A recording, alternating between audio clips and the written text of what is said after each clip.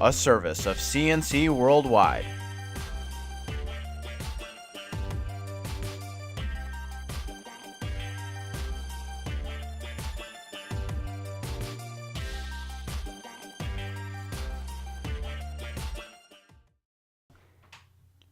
Good morning, Rochester, New York. This is Topher Jancurcio with your CNC SportsROC report. So, I know I promised a couple episodes ago that I would start reading the Urban Dictionary definitions of towns in Rochester, just to determine stereotypes of the city and the surrounding areas. So yesterday I was going to read one, but we were having some technical difficulties with our camera. So today I'm going to do Fairport like I promised. Of course, I'd get back to my promises on that. So let's see what they have to say about Fairport. Remember, again, as always, these are not my definitions, just something to read. Fairport. Oh, there's a couple here. Basically, it's the Mayberry of Rochester. The only stuff you can do here is A, go to the Clonsons. Don't know what that really means. B, go to the coffee shop. Okay. C, go bowling. Fairview Lanes. That's actually a nice place. D, go to the movies / go to the mall.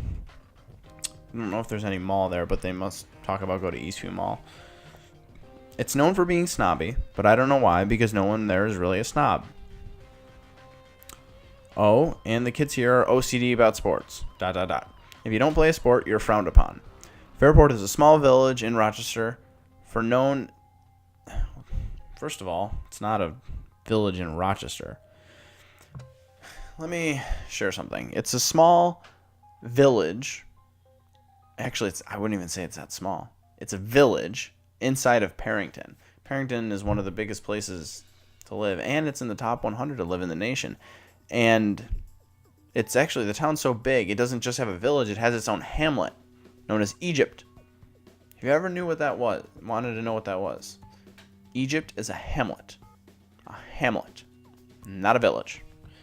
Okay, so I'm just reading this again. Fairport is a small village in Rochester known for the saying, quote, once a Raider, always a Raider, end quote. And there's lots of other definitions here, and they are all really not nice.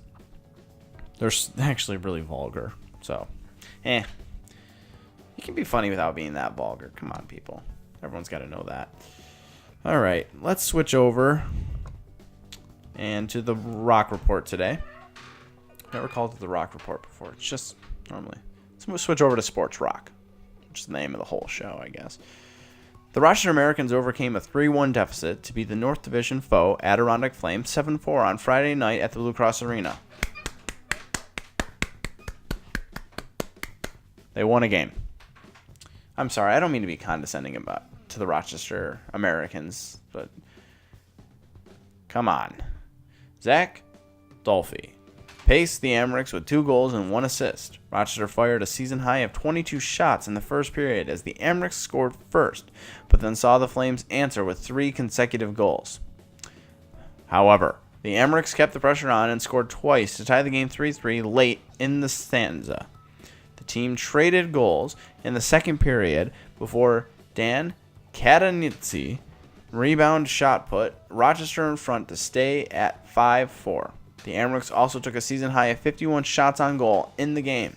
Rochester will try to keep on the offense going Saturday night when North Division leader Utica comes to town. The loss knocked Adirondack out of the 8th and final playoff spot in the Western Conference by 1 point. The Texas Stars move into 8th place with 55 points. The Amerks are 13th and The Amerks are in 13th place with 47 points. Rochester has 25 games remaining in the regular season to try and earn a playoff berth.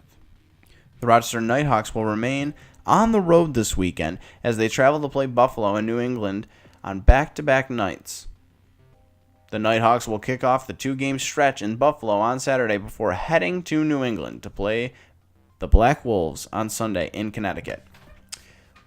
People get stuff confused. There was a long time where New York was considered to be a part of New England, and I think people still think it is. It is not New England. It's Mid-Atlantic is the region. We are the very top state in the Mid-Atlantic. Then New England is everything north and east. that way up until Maine. On Saturday, the Nighthawks, 2-3, will battle the Buffalo Bandits at 7:30 p.m. Just have to say, when these two teams meet, it's always ridiculous and awesome. It's going to be at the First Niagara Center. Excuse me. The contest is the second of 3 meetings between the two teams this season, and the 66th time they have met in the 21-year history of the rivalry. The Nighthawks have the edge with a 38-27 record, which means nothing. In the first meeting, Rochester scored 7 unanswered goals in the fourth quarter to earn a 17-11 win over the Bandits on January 31st. It was really good. I was there covering that game.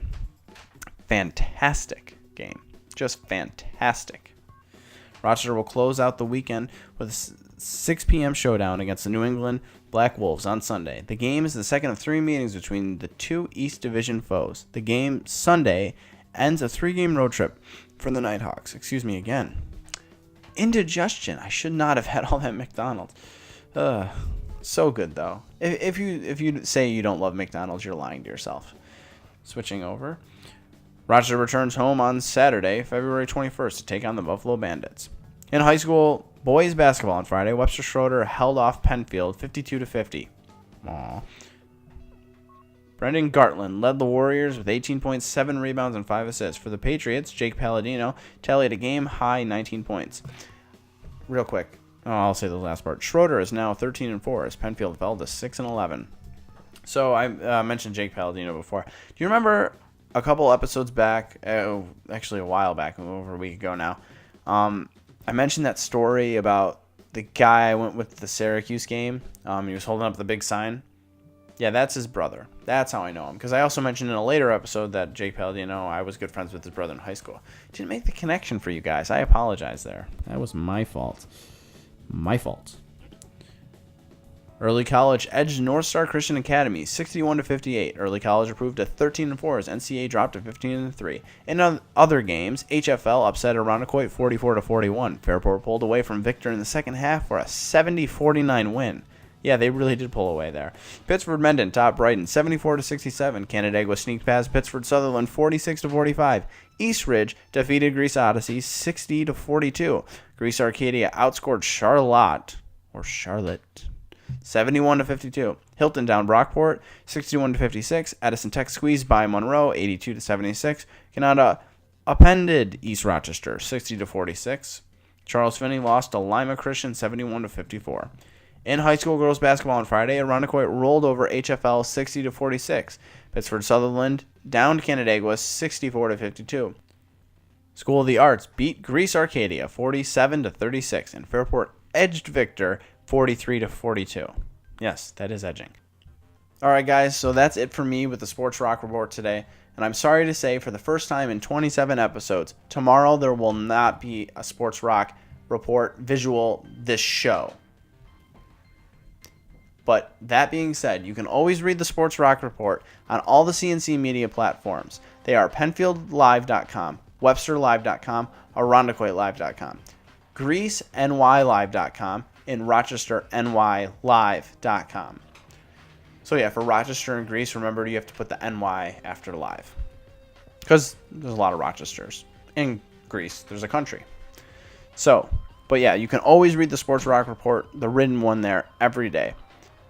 As for me, there just won't be one tomorrow, and I'll be back again Monday for your regular CNC Sports Rock Report. So, have a great rest of your weekend, guys. That's the CNC Sports Rock Report for today. Come back tomorrow for the CNC Sports Rock Report.